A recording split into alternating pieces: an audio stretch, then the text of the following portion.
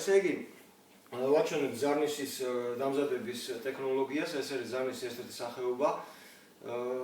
თეგვა, ოქროთი თეგვა, ინდოელები კოფტგარის ეძახიან, სეტკიანი ზარნიში და ჩვენც კოფტგარი დავუძახოთ. მავთული შეიძლება 0.12-დან 0.2 მმ-მდე გამოიყენება სუფთა ჩისტატა ოქრო ან სუფთა ვერცხლი.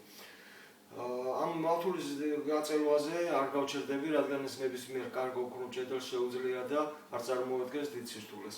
პირველ რიგში ზედაპირზე სასურველი არ იყოს რბილი ფოლადი, კეთდება სეტკა. ორი მიმართულებით იჭრება. შეიძლება სამი მიმართულებითაც გაიჭრას, რომ უფრო მაგარი მოგონდეს.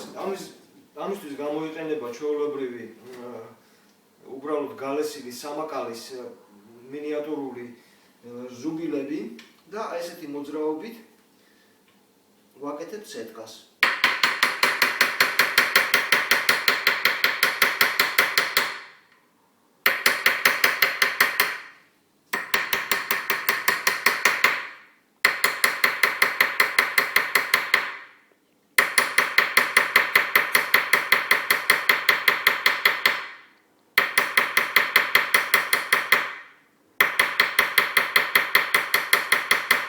სოფო, აქედან უნდა გადავიდო, აქედან არ ჩანს.